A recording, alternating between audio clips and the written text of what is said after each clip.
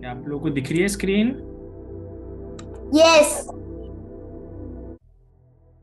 Okay, दिख रहा है ना? यस। ओके। सो आज हम किन के बारे में, आज हम क्या जानेंगे? क्योंकि इस प्रकार मैंने पिछली बार प्रॉमिस किया था, मैं लेट हो गया था इसलिए। तो आज हम जानेंगे नमो तस्स भगवतो अरहतो सम्मा संबुद्धस्स। ये जो नमो वाक्य है। तस्सै भगवतो अरहतो सम्मा सम्मा संबुद्धिस्स। संबुद्धस्स। तो एक दो तीन चार पांच, ऐसे पांच शब्द हैं, है ना? ये हम बुद्ध को सबसे पहले, बुद्ध को नमन करने के लिए, नमस्कार करने के लिए इस्तेमाल करते हैं, नमो तस्स भगवतो अरहतो सम्मा संबुद्धस्स। पर क्या कभी आप लोग के मन में आया कि ये सबसे पहले किसने बोला होगा? इस शब्द का इस्तेमाल सबसे पहले किसने किया होगा? आज हम वही जानेंगे। ये जो नमो तस्स भगवतो अरहतो सम्मा संबुद्धस्स है, इस शब्द का इस्तेमाल सबसे पहले किसने किया, है ना? तो अभी आप सभी को लग रहा होगा कि ये पूरा एक वाक्य है, पर नहीं। ये जो पूरा वाक्य सबसे पहले किसी एक व्यक्ति ने इस्तेमाल नहीं किया। ये अलग अलग व्यक्तियों द्वारा एक एक शब्द इस्तेमाल किया गया है, और बाद में फिर लोगों ने क्या कर दिया, इस पूरे अलग अलग शब्द को एक साथ बोलना शुरू कर दिया। अर्थात पहले किसी ने नमो बोला, किसी दूसरे इंसान ने तस्स बोला, किसी तीसरे इंसान ने भगवतो बोला, किसी तीसरे इंसान ने अरहतो बोला, और किसी तीसरे इंसान ने सम्मा समुद्रस्स बोला। तो हर एक शब्द अपने आप में देखा जाए तो परिपूर्ण है। नमो भी अपने आप में परिपूर्ण है, भगवतो भी अपने आप में परिपूर्ण है, अरहतो भी अपने आप में परिपूर्ण है, और सम्मा संबुद्धस्स भी अपने आप में पूर्ण है। अगर आपने नमो बोला तो नमो भी क्या है? हाँ, नमन करना। भगवतो भी क्या है? भगवान का गुण है। नमो भी भगवान का गुण है ना? भगवान का गुण पता है ना? जैसे हम में अच्छा गुण होता है, किसी का दिखने का अच्छा गुण होता है, किसी का बोलने का अच्छा गुण होता है ना? कोई पढ़ाई में अच्छा उसका गुण होता है, मेरिट्स, है ना? तो किसी किसी का क्या होता है? अच्छे गाना गुण होता है। किसी किसी का क्या होता है गुण? अच्छा तरीके से लर्न कर लेना बातों को, वो होता है। तो उसी प्रकार ये भी बुद्ध के अलग अलग गुण है। नमो बुद्ध का गुण है, भगवतो बुद्ध का गुण है, अरहतो भगवान बुद्ध का गुण है, सम्मा संबुद्धस्सो भगवान का गुण है। तो आज हम इन्हीं गुणों के जानेंगे, किसने किस शब्द से भगवान को संबोधित किया, अर्थात भगवान को पुकारा, या भगवान को क्या किया, नमस्कार किया। हम भी करते ना, सुबह सुबह उठते बराबर नहा धो के, या कहीं बाहर जाने के पहले, स्कूल जाने के पहले भगवान बुद्ध को करते हैं ना नमस्कार। तो नमस्कार हम लोग क्या बोले करते हैं? कुछ लोग नमस्कार बुद्ध नमामि, धम्मं नमामि, संघं नमामि, ऐसा बोले करते हैं। और कुछ लोग ऐसे ऐसे ऐसे करते हैं, है ना? तो कुछ लोग कैसा नमस्कार करते हैं? अरहं सम्मा सम्बुद्धो भगवा बुद्धं भगवन्तं अभिवादेमि, स्वाक्कातो भगवता धम्मं नमस्सामि, सुपटिपन्नो भवतो सावक संघं नमामि। ऐसे अलग अलग तरीके से हम नमस्कार करते हैं। तो कुछ लोग कैसा करते हैं नमस्कार, नमो तस्स भगवतो। तो अलग अलग शब्द बोल के क्या करते हैं हम लोग, सुबह सुबह कहीं जाने के पहले, स्कूल जाने के पहले, या नहाने के बाद हम ऐसे भगवान को नमस्कार करते हैं, ऐसे शब्दों का इस्तेमाल करके। क्यों? क्योंकि इसमें भगवान के गुण याद आते हैं कि देखो भगवान ऐसे ऐसे थे, भगवान में ये गुण था, मेरा जीवन भी ऐसा होना चाहिए, मेरे में भी अच्छे गुण आने चाहिए। ऐसे भगवान के गुणों को याद करते हुए हम हमारे मन को प्रसन्न करते हैं, आनंदित करते हैं, हैप्पी करते हैं, जॉयफुल करते हैं, है ना? और अच्छे मन से अगर हमने दिन की शुरुआत की तो हमारा मन भी अच्छा जाएगा। तो क्योंकि हम बुद्धिस्ट उपासक हैं, है ना? तो इसलिए हम क्या कोशिश करते हैं कि हम बुद्ध के गुणों को याद करते हैं, क्योंकि बुद्धिस्ट उपासक होने के नाते हम बुद्ध के गुणों को याद करेंगे तो हमें भी हैप्पीनेस मिलेंगी, और हमारा दिन भी क्या, अच्छा जाएगा। तो ये जो हैप्पीनेस रहेंगी, हैप्पीनेस अच्छी वाली हैप्पीनेस रहेंगी, किसी को परेशान करके हम हैप्पीनेस अपने अंदर क्रिएट कर रहे हैं क्या? नहीं, बुद्ध के गुणों को याद करके हम हैप्पीनेस क्रिएट कर रहे हैं। तो क्या पता हमें भी वो गुण आ जाए और हम भी उससे इतने अच्छे इंसान बन जाए। तो हम वो जानेंगे कि किसने कौन सा शब्द इस्तेमाल किया, है ना? तो चलो।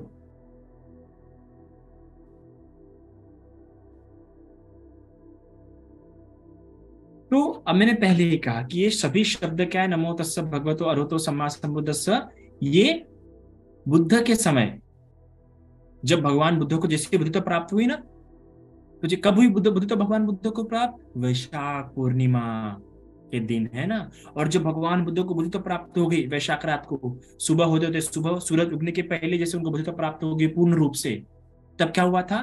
तब 10,000 ब्रह्मांड, 10,000 गैलेक्सीज, कितने? 10,000 गैलेक्सीज। कितने? 10,000 गैलेक्सीज। जिसे हम बुद्ध की लैंग्वेज में, पाली भाषा में क्या बोलते हैं? चक्रवाल। और हिंदी में क्या कहते हैं? चक्रवाल। और इंग्लिश में गैलेक्सीज। जैसे 10,000 10,000 गैलेक्सीज प्रकंपित हो चुके थे, ऐसे वाइब्रेट हो गए थे, तो उसे हिल गए थे। कब हिले थे ये? जब भगवान बुद्ध को बुद्धत्व प्राप्त हुई थी। 10,000, सोचो। ये तब की बात है जब हमारे ह्यूमन वर्ल्ड को पता भी नहीं था कि पृथ्वी गोल है या चपटी है, या हमारे प्लेनेट में कितने प्लैनेट्स है। हमारे सोलर सिस्टम में कितने प्लैनेट्स है, कोई बताएगा मुझे? कितने प्लैनेट्स है हमारे सोलर सिस्टम में? 8. एज। तो तब लोगों को पता भी नहीं था कि हमारे सोलर सिस्टम में 8 प्लैनेट्स है। तब भगवान बुद्ध ने बताया कि जब मुझे बुद्धत्व प्राप्त हुई तब 10,000 क्या हिल गए थे? गैलेक्सी. जिस हिंदी में क्या कहते हैं हम लोग? गैलेक्सी. हिंदी में क्या कहते हैं हिंदी में? चक्रवाल.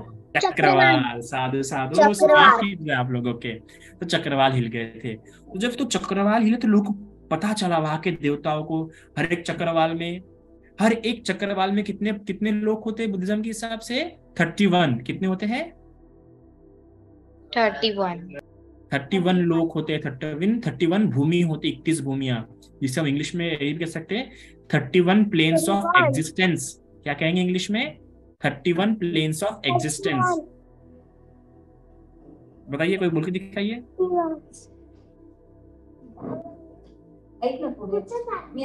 कोई बोल के दिखाइए मुझे। 31 planes of existence. 31 प्लेन्स है, 31 लोक या 31 भूमिया। ऐसे हर एक चक्रवाल में होती है, ऐसे हर एक गैलेक्सी में होती है, बुद्धिज्म के हिसाब से, बुद्धिस्ट कॉस्मोलॉजी के हिसाब से। ओके। तो इसी प्रकार तो हर एक चक्रवाल के में देवता लोग, इंद्र वगैरह, ब्रह्मा वगैरह रहते थे, है ना। तो उन लोगों को पता चला कुछ तो भी हुआ है पृथ्वी पे, क्योंकि पृथ्वी कंपित हुई है। तो उन लोगों ने देखा। तो सबसे पहले किसको पता लगा, अभी हम देखेंगे उन सभी लोगों में। तो सबसे पहले पता लगा सातगिरी यक्ष को। किसको लगा? सातागिरी में रहने वाला जो यक्ष है ना, सातगिरी, उसका नाम था सातगिरी। वो यक्ष है, था यक्ष। अभी यक्ष वगैरह ये कौन होते हैं, हम ये जब लेसन चालू होगा ना 31 भूमियों पे, तब हम पढ़ेंगे। अभी एक यक्ष नाम का एक क्या होता है, देवता होता है, आप समझिए, है ना, डाइची। तो ऐसा सातगिरी नाम का यक्ष था। उसे पता चला, अरे पृथ्वी पे क्या हुआ है, क्या हुआ है पृथ्वी पे जो है, पृथ्वी पे अद्भुत, पृथ्वी में एक ऐसा व्यक्ति उत्पन्न हुआ जिसे ज्ञान प्राप्त हुआ है, जिसने नरक से बचकर परम सुख को प्राप्त किया है। पता है ना आप सभी लोगों को कि जब बुद्ध बनते हैं, जब बोधिसत्व होता है, तो बोधिसत्व पारमिता पूरे करता है। तो बोधिसत्व जैसी अवस्था प्राप्त कर लेता है, तब से वो कभी भी नरक नहीं जाता। और अभी तो सम्य संबुद्ध वो बन गया, अभी तो कभी जन्म भी नहीं होगा उसका, और कभी नरक जाएगा ही नहीं। तो इसलिए ऐसा व्यक्ति जो नरक से बच चुका है और अभी सुख देने वाला है, धरती पे सभी को क्या देगा, वो सुख देगा। किसे देगा? अपनी शिक्षा बता बता के। तो इसलिए क्या कहा उसे? नमो कहा। किसने कहा नमो? सातगिरी यक्ष ने। कब कहा नमो? जब भगवान बुद्ध को बुद्धत्व प्राप्त हुई, और बुद्धत्व प्राप्त होने के बाद जब भूमि कंपित हुई, तो भूमि कंपित होने के बाद जब सातगिरी यक्ष को देखा, सातगिरी यक्ष ने क्या हुआ है, तब वो देखता है कि अरे ये अद्भुत व्यक्ति का जन्म हुआ है, अद्भुत व्यक्ति ने ज्ञान प्राप्त किया है, नरक से मुक्त हो चुका है। तो नरक से मुक्ति होने के कारण ही उसने क्या कहा? नमो कहा। और नमो कहा, नमो करके, नमो बोल के भगवान बुद्ध को क्या किया? नमस्कार किया। तो सातगिरी के जो सातगिरी यक्ष है, उसके मुंह से नमो निकल गया। फिर नमो शब्द निकलने के बाद ये क्या हो गया? ये नमो शब्द उसके ऊपर वाले देवलोक तक गया, है ना। और उसके ऊपर वाले देवलोक, उसके ऊपर में जो रहता था, जो ये नमो शब्द राहु जो असुरों का राजा, किसका राजा माना जाता है? राहु, असुरों का राजा, उसके पास ही आवाज गई नमो। फिर उसने भी जाना, अरे ये तो अखंड परिशुद्ध व्यक्ति है, जिसकी शुद्धता अखंड रूप से कायम है। ऐसे शुद्ध व्यक्ति को उसके मुंह से भी निकल गया तस्स। उनको नमो क्या है? उनको। तो ऐसे राहु जो असुरों का राजा है, उसके मुंह से क्या निकल गया? तस्स। उसने भी तस्स बोल के सम्मान किया। तस्स का अर्थ होता है उनको। तो ऐसा उनको बोल के सम्मान किया, किसका? भगवान बुद्ध का। तो ऐसा तस्स बोल के देव असुर राजा राहु ने क्या किया? नमस्कार किया। फिर उसके बाद तत्स शब्द और उसके ऊपर के देवलोक में गया, और उस तत्स शब्द की भी आवाज, ध्वनि जो है गूंजने लगी तत्स शब्द की।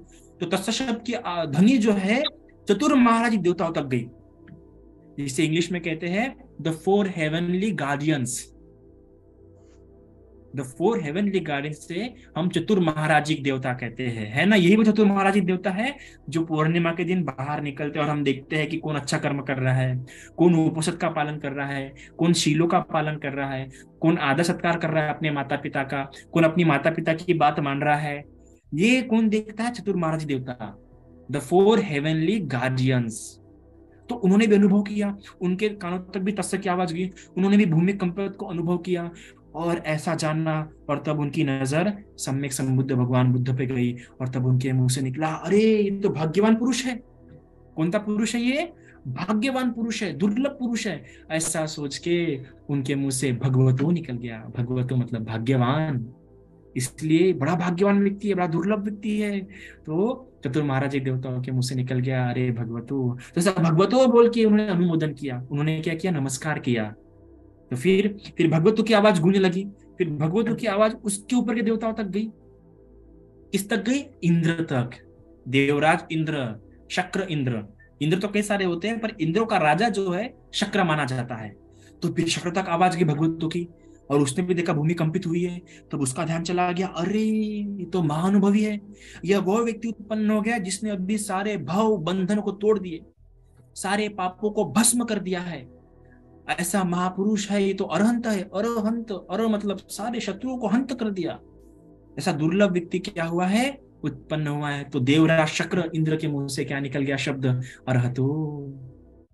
उसने अरहतो बोल के नमस्कार किया, ऐसा गुण गा के भगवान बुद्ध को नमस्कार किया, अरहतो, अनुमोदन किया ऐसे भगवान बुद्ध के उत्पन्न होने का। तो फिर अरहतो की आवाज गूंजने लगी।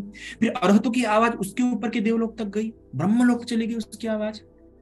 और वो आवाज महाब्रह्मा तक गूंजने लगी। और महाब्रह्मा ने भी देखा कि भूमि कंपित हुई है ना, है ना। और ऐसे 32 प्रकार के जो शुभ लक्षण है उस समय देखे, है ना।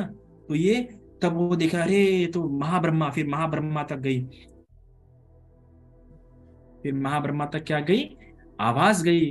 और महाब्रह्म ने भी जाना कि अरे ये तो साक्षात धर्म चक्र उत्पन्न हो चुका है। ये धर्म चक्र तो कई लोगों को मुक्त करेगा दुखों से। ये धर्म चक्र अद्भुत है। ये धर्म चक्र स्वयं के बलबूते सम्यक रीति से जाना है इस व्यक्ति ने।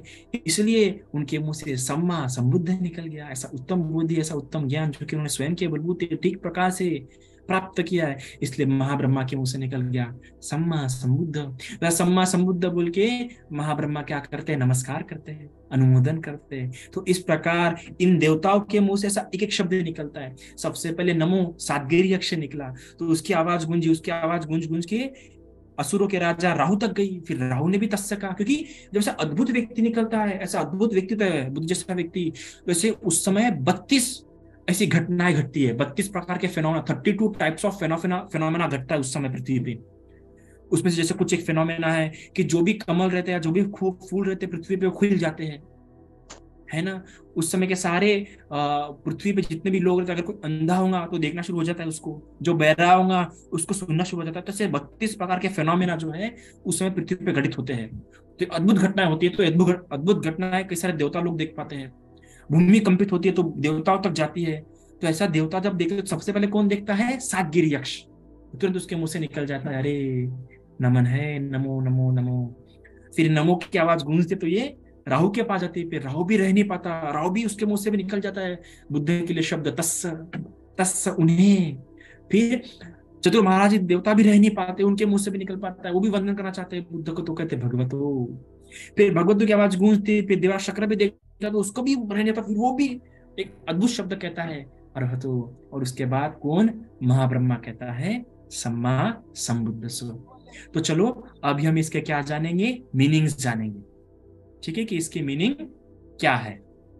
ओके, सब जानेंगे ना अभी मीनिंग? ओके।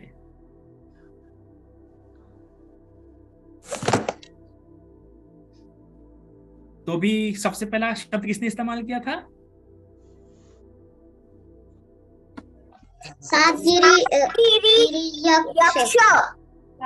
तो देखिए जो यक्ष दिख रहा है आपको, ये देखो थाईलैंड में दिख रहा ना, ये जिसके बड़े बड़े दांत है, ऐसे बड़े बड़े आईब्रोज है, ऐसा पैर ऊपर करके वगैरह, देखो। तो थाईलैंड में यक्ष की मूर्तियां ऐसी बनाते हैं थाईलैंड में। है ना, ऐसा एकदम बड़े बड़े दांत है उसके वगैरह वगैरह। तो ऐसा यक्ष की मूर्तियां बनाई जाती है थाईलैंड में। तो सातगिरी यक्ष ने कौन सा शब्द बोला था? नमो। चलिए नमो का अर्थ जानते हैं कि नमो का अर्थ क्या होता है। तो नमो का अर्थ जानेंगे, ठीक है। तो न ये दो शब्दों से मिलकर बना है, न और मो। कौन शब्दों से मिलकर बना है? न और मो, ऐसे दो शब्दों से मिलकर बना है नमो। अभी आपको पता होगा जब भी कोई शब्द बनता है तो ऐसे कई सारे अक्षरों से मिलकर बनता है, और उन अक्षरों का भी अपना अर्थ होता है, ठीक है। तो उसी प्रकार ये न का भी अपना अर्थ है और मो का भी अपना अर्थ है। ऐसे दोनों अर्थ मिलके एक नया अर्थ बना नमो। तो नमो अर्थ उसको पता था, किसको? सातगिरी अक्षर को, इसलिए उसने नमो शब्द का इस्तेमाल किया। तो चलो अभी हम भी जानते हैं कि न का अर्थ क्या होगा और मो का अर्थ क्या होगा। तो न मतलब नरक। न मतलब क्या होता है? न ये धातु है, इसका अर्थ क्या होगा? नरक। और मो मतलब क्या है? मोक्ष। मोक्ष मतलब मोक्ष, मुक्ति। तो जो कोई नरक से मुक्त हो चुका है ऐसा वह व्यक्ति है, इसलिए उसने क्या कहा? सातगिरी यक्ष ने नमो, क्योंकि उसने जाना कि यह व्यक्ति नरक से क्या हो चुका है? मुक्त हो चुका है, बीच कभी नरक में नहीं जाएगा। और सही में बोधिसत्व होते हुए कभी वो नरक में नहीं गए, जा भी नहीं सकते, क्योंकि जैसे ही बोधि हो जाते, बोधिसत्व बन जाते और पारमिता पूरे करते हैं, तो तब से वो कभी नरक नहीं जाते। तो इसलिए ऐसा जानते हुए उन्होंने कहा नमो, क्योंकि न का अर्थ होता है नरक और मो का अर्थ होता है मोक्ष, मतलब मुक्त। तो जो नरक से मुक्त हो चुका है उसे कहते हैं हम नमो। इसलिए बुद्ध को क्या कहते हैं हम? नमो, क्योंकि वो नरक से क्या हो चुके हैं? मुक्त। तो ऐसा व्यक्ति नमो कहने योग्य है, ठीक है। फिर अभी और इसका भी अर्थ होता है डीप में, चलो उस नेक्स्ट जानते हैं। अभी नरक का भी अपना अर्थ है। तो नरक का अर्थ क्या है? नरक।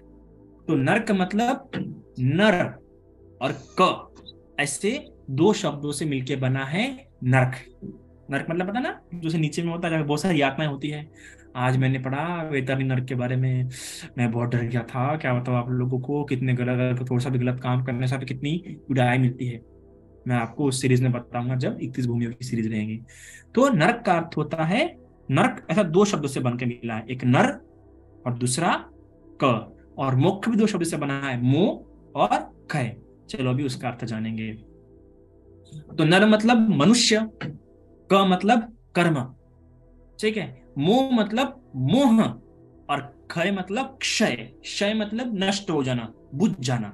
क्षय मतलब, क्षय मतलब नष्ट हो जाना, बुझ जाना। तो जिसका मोह क्षय हो गया उसने मुक्ति प्राप्त कर लिया है। भगवान बुद्ध भी कहते हैं कि भिक्षुओं, तुम ये एक धर्म टाल दो, तुम ये एक धर्म नष्ट कर दो, ये एक धर्म छोड़ दो, मैं तुम्हारे अनागामी अनंत होने की सम्मान देता हूं। कौन है? मोह। तो मोक्ष मतलब मोक्ष। तो वो कौन मोक्ष प्राप्त करता है? जिसका मोह क्षय हो चुका है, जिसका मोह ही क्या हो चुका है? नष्ट हो चुका है। उसे कहते हैं मोक्ष, मतलब मोक्ष प्राप्त कर लेता है वो व्यक्ति। इसका मोह क्या हो चुका है? क्षय हो चुका है, मतलब नष्ट हो चुका है। क्षय मतलब नष्ट हो जाना। मोह पता है ना आप सबको क्या होता है? मोह मतलब अज्ञान, नॉलेज ना होना, इग्नोरेंस। ओके। अभी मनुष्य के वह कर्म जो क्षय हो चुके हैं, कौन से कैसे कर्म? कठोर कर्म, कर्कश कर्म, कुटिल कर्म, कलुषित कर्म। तो ऐसे जो कर्म होते हैं जो काफी कठोर होते हैं, या फिर काफी कर्कश होते हैं, काफी कलुषित मतलब दूषित कर्म होते हैं, गंदे कर्म होते हैं, तो ऐसे मनुष्य जो कभी गंदे कर्म नहीं करेगा, जो कभी कठोर कर्म नहीं करेगा, जो कभी बुरे कर्म नहीं करेगा, बुरे कर्म मतलब कभी गलत शब्द नहीं बोलेगा किसी के लिए, कभी झूठ नहीं बोलेगा, कभी व्यर्थ व्यर्थ की बकवास नहीं करेगा, है ना, कभी हिंसा, कभी किसी को तकलीफ नहीं पहुंचाएगा, कभी किसी झूठ नहीं बोलेगा, है ना। तो इस प्रकार से गलत कर्म नहीं करता है वो व्यक्ति, तो ऐसा मनुष्य नरक से क्या हो जाता है? मुक्त हो जाता है। पर जो कोई व्यक्ति झूठ बोलता होगा, चोरी करता होगा, अपने बड़े बुजुर्ग से अच्छे से बात नहीं करता होगा, चुगली करता होगा, है ना, झूठ बोलता होगा, तो ऐसा व्यक्ति समय समय पर नरक में उत्पन्न होगा। पर ऐसा व्यक्ति जो ऐसे कर्म नहीं करता, ऐसे कर्मों से मुक्त हो चुका है, वही नमो कहलाने योग्य है। इसलिए बुद्ध को सातगिरी यक्ष नमो कहा, क्योंकि वो ऐसे प्रकार के कर्म नहीं करते हैं और उनका मोह क्या हो चुका है? समाप्त हो चुका, उनका मोह क्या हो चुका है? क्षय हो चुका है। और उन्होंने, तो जिसका मोह क्षय हो चुका है वो निब्बान प्राप्त कर लिया, निर्वाण प्राप्त कर लिया। निर्वाण मतलब मुक्त, जिसको भी कभी दुख उत्पन्न नहीं होगा। इसलिए सातगिरी यक्ष नमो कहा। तो देखो, वो जब सातगिरी यक्ष नमो शब्द इस्तेमाल किया तो उसके नमो का अर्थ इतना बड़ा था, इतना सब कुछ जान के उसने नमो शब्द का इस्तेमाल किया, और हम नमो नमो नमो तस्य भगवतो तो ऐसा बोल देते हैं। और वो सादगिरी यक्ष ने इतना गंभीर अर्थ जाना बुद्ध के प्रति, इतना गंभीर बुद्ध का गुण जाना, तब जाके उसके मुंह से निकल गया कि नमो। कि ऐसा व्यक्ति ऐसा नर जो सारे गलत कर्मों से मुक्त हो चुका है, जिसने निब्बान प्राप्त कर लिया, जिसका क्या हो चुका है, मोह नष्ट हो चुका है। तो नमो का क्या होता है, इतना अर्थ होता है। तो समझ गया नमो का अर्थ आप सभी को? जब आप नमो बोल रहे होंगे तो मतलब आप ऐसे नर की बात कर रहे हैं जो सारे गलत कर्मों से दूर हो चुका है, जिसका मोह नष्ट हो चुका है ना? तो आप लोग को मोह होगा कभी कभार, है ना? इसलिए तो मनुष्य ऐसा कौन सा साधारण मनुष्य है क्या? नरों में ऐसा मनुष्य जिसके गलत कर्म दूर हो चुके हैं। ठीक है? तो ऐसा अगर एक पंक्ति में हमें नमो का अर्थ कहना होगा तो हम ऐसे कहते हैं, नरों में श्रेष्ठ मनुष्य जिसके अकुशल कर्म क्षय हो चुके हैं, क्योंकि उसका मोह भी क्षय हो चुका है और निब्बान प्राप्त कर लिया है। ठीक है? ओके, अभी नाउ नेक्स्ट। अभी नेक्स्ट वर्ड कौन सा था, आपको बताएंगे मुझे? तस्य। Good good. तो तस्य का अर्थ क्या होता है? उनको, उन्हें ना, जो कि एक सम्मान्य शब्द कहते हैं ना, हम बड़ों जैसे आप कहते हैं, उसी प्रकार तो सस्य का अर्थ भी उन्हें होता है ना? जो तस्य, जो तथ्य के पथ पर चलते हुए सुगति को जो प्राप्त है, वो तस्य कहने योग्य है तस्य का वापस बताइए। तथ्य के पथ पे चलते हुए जो सुगति प्राप्त कर चुका है, जो सुगत है, वो सही में तस्य कहने योग्य सम्मानीय व्यक्ति, क्योंकि वो काल्पनिक रास्ते पे चलता है क्या? नहीं, वो तथ्य के रास्ते पे चलता है। तो ये किसने कहा था? राहु असुरों का राजा। ओहो, गुड गुड गुड। राहु असुरों का। हाँ, फिर उसके बाद कौन सा वर्ड बोला गया था तस्य के बाद? भगवतो। तो भगवतो किसने बोला था, बताएंगे मुझे कोई? चतुर महाराज। Okay, good good. अब मुझे बताएंगा चतुर महाराजिक देवता को इंग्लिश में क्या बोलते हैं? Heavenly guardians. Yes, heavenly guardians. Guardians. Okay okay. अब ये 4 हेवनली गार्डियंस कब मोस्टली निकलते हैं बाहर? पूर्णिमा को। ओके, पूर्णिमा को। आप लोग तो बहुत स्मार्ट लोग हैं यार, मैं क्या करूं, अपना स्मार्ट नहीं हूं मैं तो। लगता है मुझे बोनवीटा खाना पड़ेगा, च्यवनप्राश खाना पड़ेगा, या बादाम खाना पड़ेगा मुझे आसमान होशियार होने के लिए, है ना? So, अभी हम जानेंगे भगवतो। अब ये अर्थ बहुत डिफिकल्ट है, पर डिफिकल्ट होने के साथ साथ हमें पता चलेगा कि भगवान में कितने प्यारे प्यारे गुण थे। तो ध्यान रखिए, शायद से आपको नहीं समझेगा। तो भगवतो जिस चतुर महाराजिक देवताओं ने जो वंदन किया होता है ना। अभी भगवतो ये भग्गी शब्द से बना है। किस शब्द से बना है? पाली के भग्गी। पाली के किस शब्द से बना है? भग्गी। भग्गी मतलब ऐश्वर्यवान। ऐश्वर्य राय मत समझना बच्चों, ठीक है? वरना आपको ऐश्वर्य राय याद आ जाएंगी। नो नो, ऐश्वर्य मतलब वेल्थ, अच्छी प्रॉपर्टी, है ना? ऐसा बहुत कुछ हो जाना ऐश्वर्य मतलब, ऐसा बहुत सारी चीजें, एकदम बहुत प्यारी प्यारी चीजें पास में होना। जिसके पास बहुत प्यारी प्यारी वो चीजें होती है, उस व्यक्ति को कहते हैं हम ऐश्वर्यवान। क्या कहते हैं उसको? है ना? जिसके पास बहुत सारी चीजें होती है, बहुत सारी चीजें प्यारी प्यारी एकदम ब्यूटीफुल चीजें होती है, उसे कहते हैं। तो भगवत तो ये भग्गी शब्द से ही बना है। तो भग्गी शब्द का अर्थ होता है हिंदी में ऐश्वर्यवान, ऐसा व्यक्ति जो काफी ऐश्वर्य से भरा है। तो कोई मुझे बताएगा भगवान के पास कौन कौन ऐश्वर्य थे, कौन कौन गुड बातें, अच्छी वेल्दी बातें थी? किसी को पता है? तो भगवान के पास सबसे पहले रूपवान थे। क्या थे भगवान? रूपवान मतलब बहुत ही ब्यूटीफुल, इसलिए वो क्या थे? ऐश्वर्यवान थे। तो रूपवान होने के कारण वो ऐश्वर्यवान थे। तो रूपवान मतलब कैसे? तो उनके पास, उनके शरीर पे 32 लक्षण थे। कितने थे? 32 लक्षण पता है ना आप 32 सबको, मेरा 32 लक्षण पे प्रवचन है, उसमें मैंने स्लाइड से बताया है, आप लोग जाके देखना, ठीक है? आपके लिए होमवर्क है, 32 लक्षण आप लोग जाके देखेंगे। इसमें भगवान बुद्ध को 40 दांत होते हैं, भगवान बुद्ध की स्किन गोल्डन होती है, भगवान बुद्ध की हाइट कितनी होती है ना? भगवान बुद्ध के कंधे कितने प्यारे होते हैं, भगवान बुद्ध की उंगलियां कैसे होती है, ये सब मैंने उसमें बताया 32 लक्षण में। वैसे 32 प्रकार के सुंदर सुंदर बॉडी पे उनके क्या होते हैं, लक्षण होते हैं। उनकी सुंदर बॉडी होती है 32 बातों से युक्त, 32। वैसे रूप संपत्ति और इसी के साथ 80 ऐसे छोटे छोटे क्या होते हैं उनमें, ऐसे लक्षण और होते हैं, कैरेक्टरिस्टिक्स और छोटे छोटे होते हैं, ऐसे 80। वैसे इतने सारे बॉडी की ब्यूटी होती है उनमें, इसलिए क्या होते हैं, रूपवान होते हैं। क्या होते हैं, रूपवान। इसके अलावा बुद्ध शीलवान भी होते हैं, उनमें काफी अच्छे शीलों का फॉलो करते हैं, है ना? तो इसलिए भी वो ऐश्वर्यवान है। इसके अलावा बुद्ध समाधिवान भी होते हैं, उनकी समाधि, उन्होंने आठों समाधि से 8 मेडिटेशन स्टेट्स होते हैं अलग अलग, वो भी होते हैं, इसलिए वो समाधिवान भी। और प्रज्ञावान मतलब काफी नॉलेजेबल होते हैं, विजडम उनका बहुत खतरनाक होता है कि उस समय के बड़े बड़े ब्राह्मण्स डिबेटर्स को वो हरा देते हैं, तो इसलिए वो क्या है, ऐश्वर्यवान, है ना?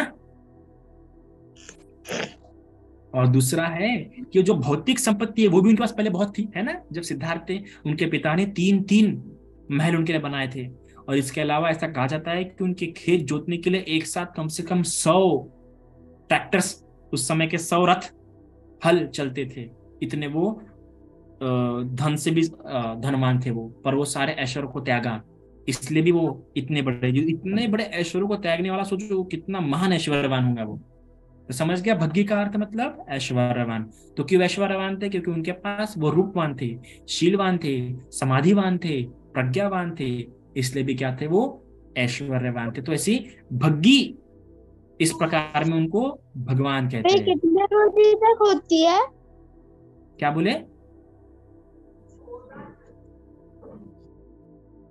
फिर से बोलना बेटा।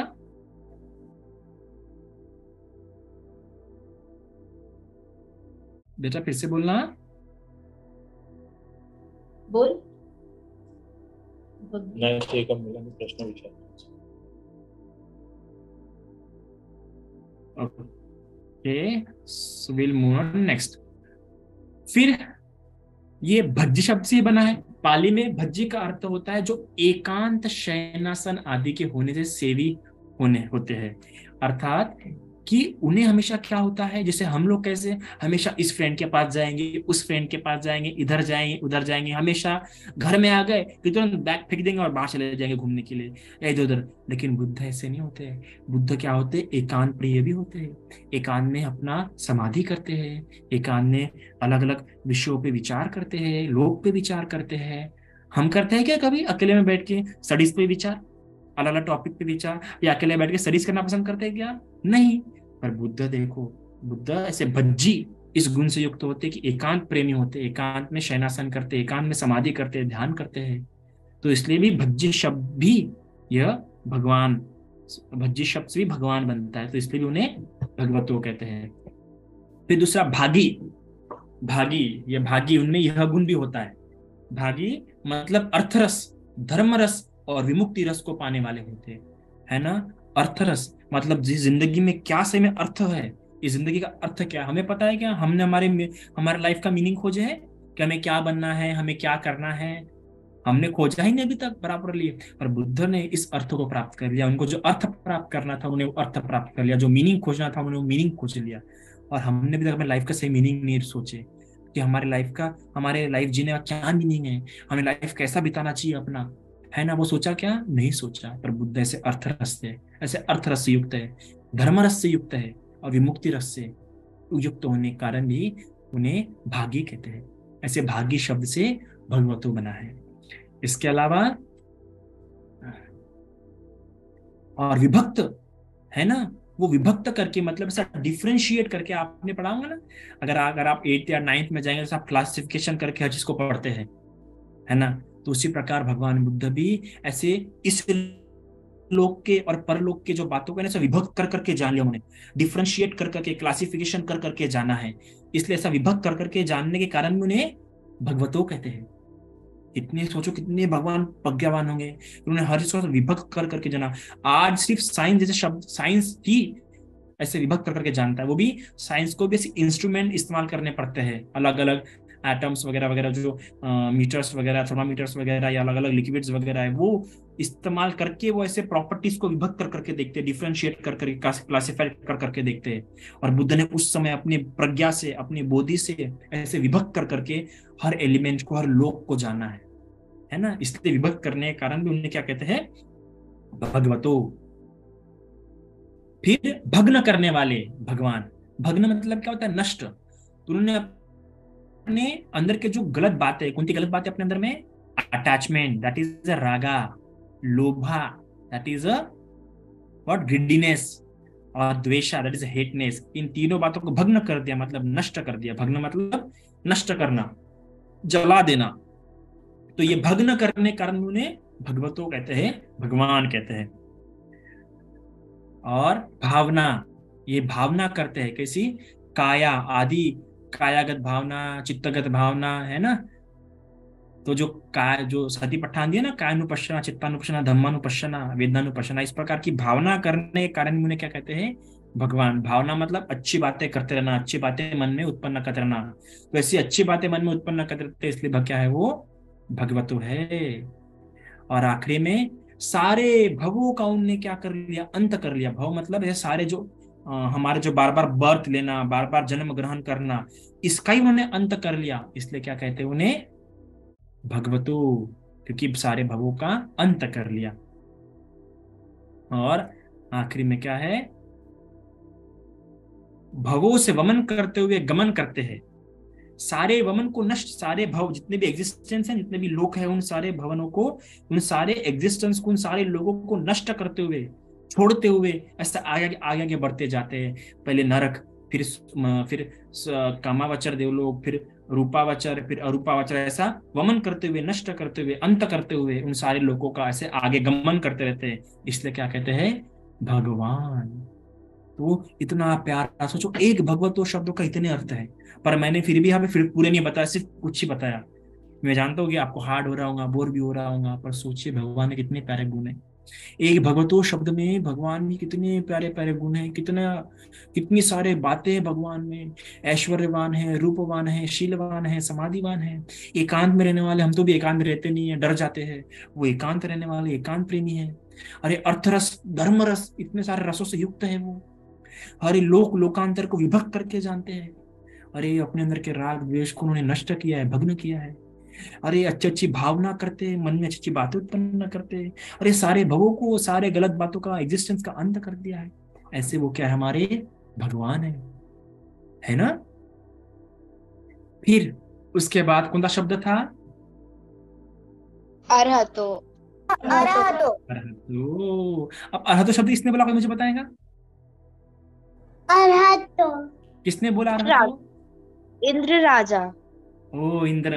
देखो इंद्र लोक में कई सारे इंद्र होते हैं। जो इंद्रों का राजा होता है उसे क्या कहते हैं, शक्र। क्या कहते हैं उसे, चक्र। शक्र मतलब इंद्रों का राजा। ठीक है। तो शक्र ने बोला था, क्या बोला था, अरहतो। तो अरहत।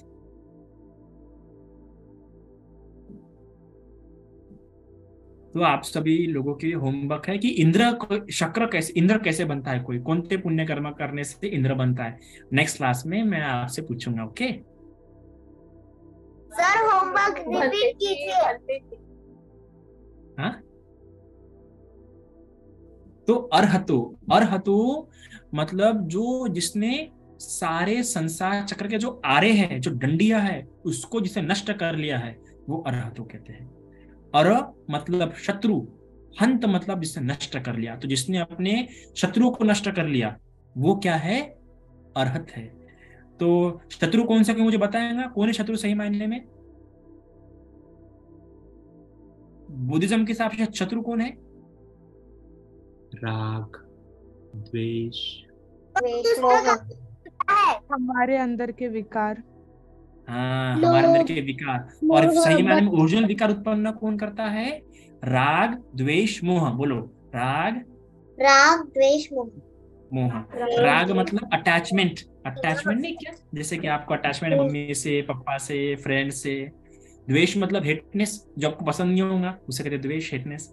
और मोह मतलब इग्नोरेंस, नॉलेज ना होना। तो ये तीन बातें ही क्या है, मनुष्य के सही मायने में शत्रु है। ये हमारे अंदर है, आपके अंदर है, इसलिए हमारे क्या झगड़े होते हैं। इसलिए कभी कभार मम्मी की नहीं सुनते, पापा की नहीं सुनते।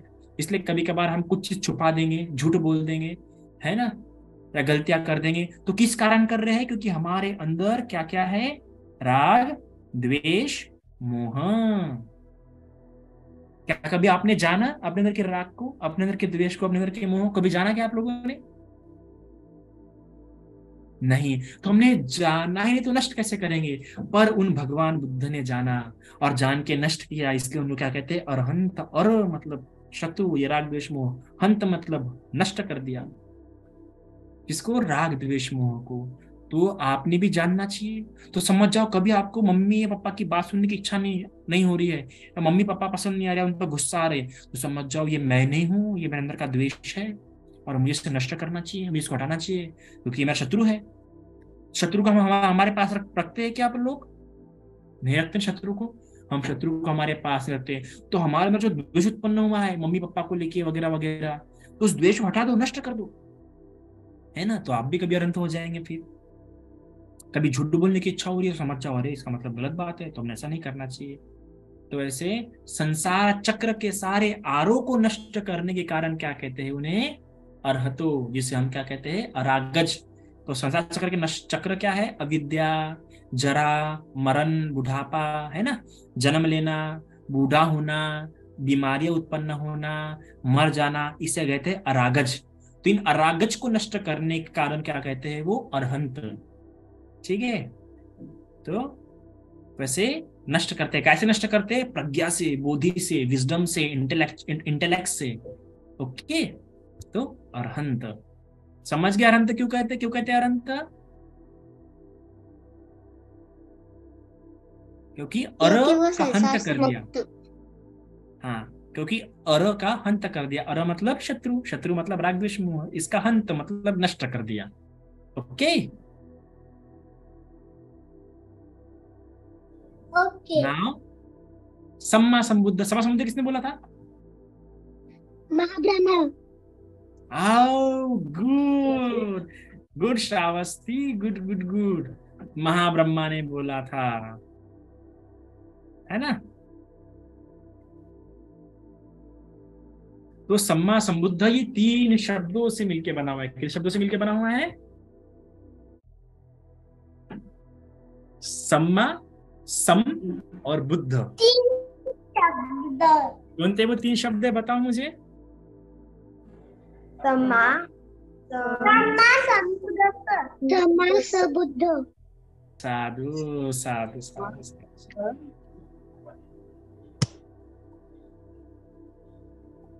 तो सम्मा संबुद्ध। अभी सम्मा मतलब क्या होता है, क्या बताएंगे मुझे? करेक्ट। सम्मा मतलब क्या होता है? करेक्ट या राइट, राइचुअस या करेक्ट, है ना। राइट या करेक्ट। सम्मा मतलब ठीक प्रकार से। क्या? ठीक प्रकार से, सही प्रकार से।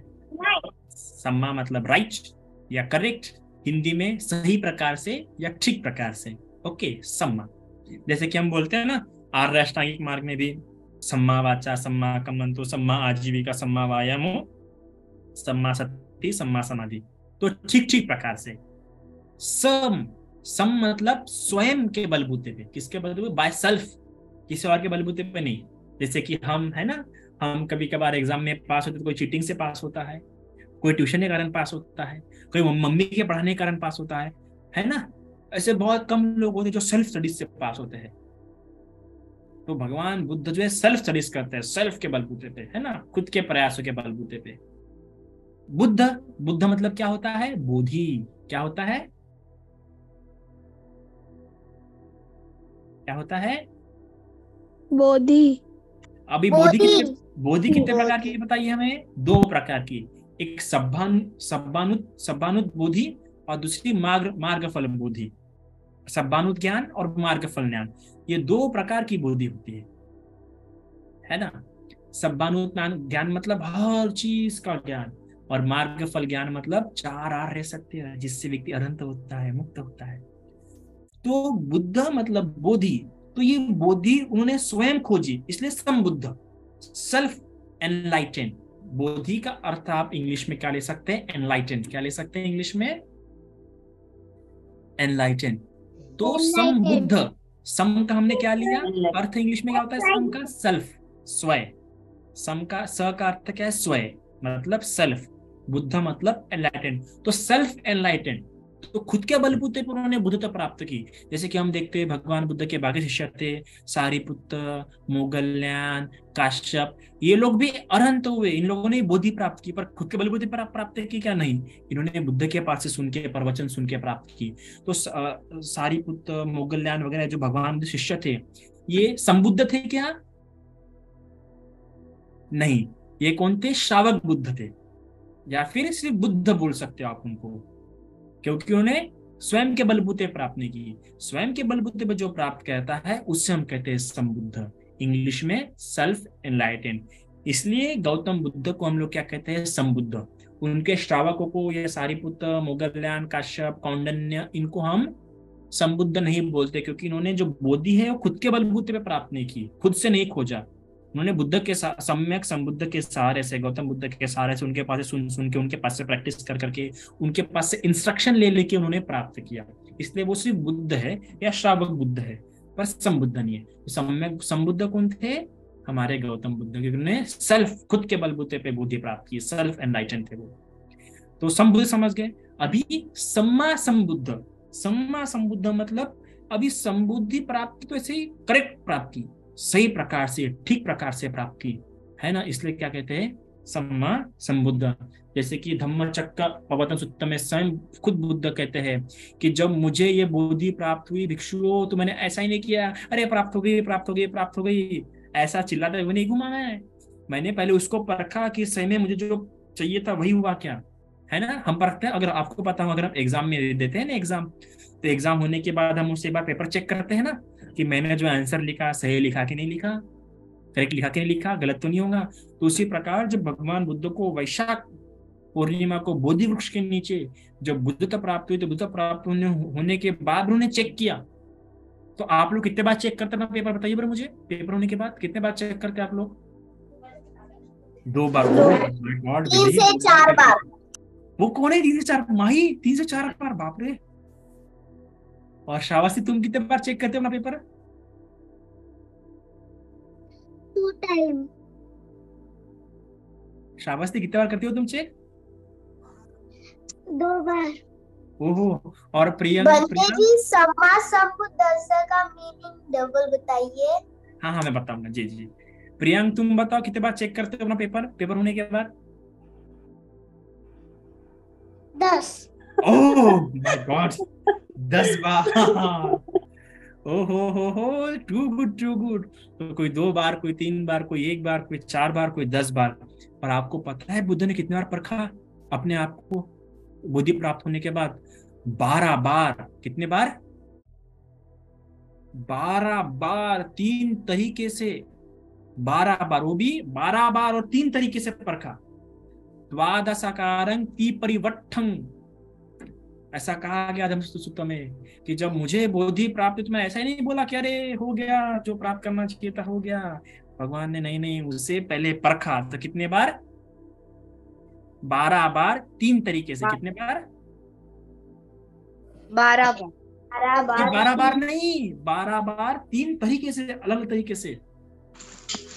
हम तो भी 12 सिर्फ एक ही बार तरीके से 3 चेक करते तरीके पेपर से। को। हाँ, हम तो भी एक तरीके से चेक करते पेपर को। बुद्ध ने तो अलग अलग तरीके, 3 तरीके से 12 बार। तो इसके ही पाली में क्या बोलेंगे? द्वादशाकारं ती परिवट्ठं। बोलिए। कारं ती परिवट्ठं। द्वादशाकारं ती परिवट्ठं, फिर से बोलो। द्वादशाकारं द्वादशाकारं ती परिवट्ठं। द्वादशा मतलब 12 बार, ती मतलब 3, परिवट्ठं मतलब प्रकार से। द्वादशाकारं ती परिवट्ठं। सोचिए, ऐसे हमारे बुद्ध होते हैं कि ऐसे हमने देखा होगा, ऐसे कितने तो भी साधु को देखा है जो तुरंत ज्ञान प्राप्त होने पर से एकदम खुश हो जाते हैं, पर भगवान खुश नहीं हुए, भगवान ने उसको परखा। इतना तथ्यपूर्ण भगवान बुद्ध का मार्ग होता है, इतने तथ्यपूर्ण चलते से तथागत भी कहते हैं कि इतने टेक्निकल, इतने प्रूफ के साथ, इतना परख परख के चलते से तथागत कहलाते हैं। तो ये इतने, इसने ठीक प्रकार से उन्हें खोजा, ये ठीक प्रकार से परखा, इसलिए भी सम्मा कहते हैं, सम्मा संबुद्ध, क्योंकि सम्मा का अर्थ क्या होता है? ठीक प्रकार से, राइट तरीके से। तो भगवान ने भी इतने ठीक प्रकार से 12 बार 3 तरीके से परखने के कारण सम्मा, सम मतलब स्वयं के बलबूते पे, सेल्फ, बुद्ध मतलब ज्ञान प्राप्त किया। तो ठीक प्रकार से स्वयं के बलबूते पे बोधि प्राप्त की, इसलिए सम्मा संबुद्ध। सम्मा का अर्थ क्या होगा? ठीक प्रकार से। सम्मा का अर्थ क्या होगा? ठीक तीन प्रकार प्रकार से। तो ठीक प्रकार से मतलब कितने प्रकार से? 3 प्रकार। सिर्फ 3 प्रकार? अरे 12 बार 3 प्रकार से। 12 बार 3 प्रकार से, शाबाश विदुषी। और सम का अर्थ क्या होगा? सेल्फ। सेल्फ, स्वयं। स्वयं को किसी और के पास से पूछा क्या? जैसे कि हम लोग, ए भाई थोड़ा तू बता, थोड़ा तू बता, चीटिंग कर करके ना, थोड़ा सा इधर से लिखते हैं, थोड़ा सा उधर से लिखते हैं। बुद्ध ने ऐसा किया क्या? थोड़ा सा ज्ञान इसके पास से लिया, थोड़ा ज्ञान उसके पास से लिया, ऐसा लिया क्या भगवान ने? नहीं, खुद के पूरा का पूरा खुद। इसलिए बुद्ध ने बार बार बोला ना, उस धम्मचक्र सूत्र में भी बार बार बोला, पुब्बेषु अनुसुत्तेषु धम्मेषु चक्षुं उत्पादि।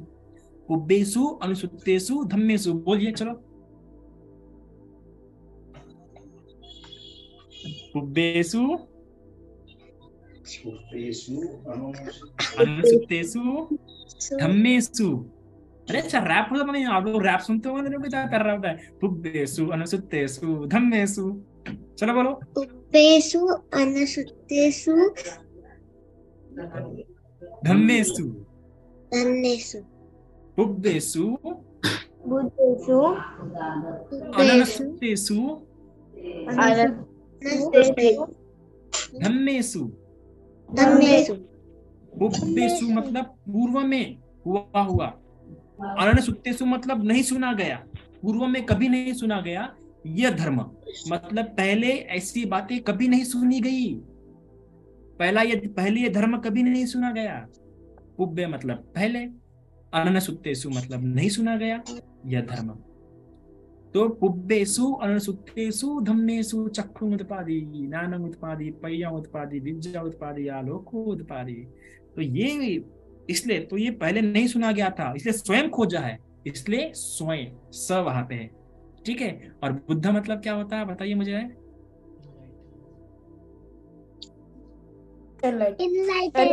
एनलाइटेन। और कैसे? 2 प्रकार के बोधि। कितने? सब्बानुत ज्ञान मतलब हर तरह का ज्ञान, और मार्ग फल ज्ञान मतलब अनंत मुक्ति का ज्ञान, और मुक्त हो गए थे। तो समझ गया आपको? अंडरस्टैंड? यस। अभी आपको समझ होगा ना कैसा होता है नमो तस्सा का अर्थ? यस। तो अगली बार आप ऐसा जान के बोलेंगे ना? यस। ओके।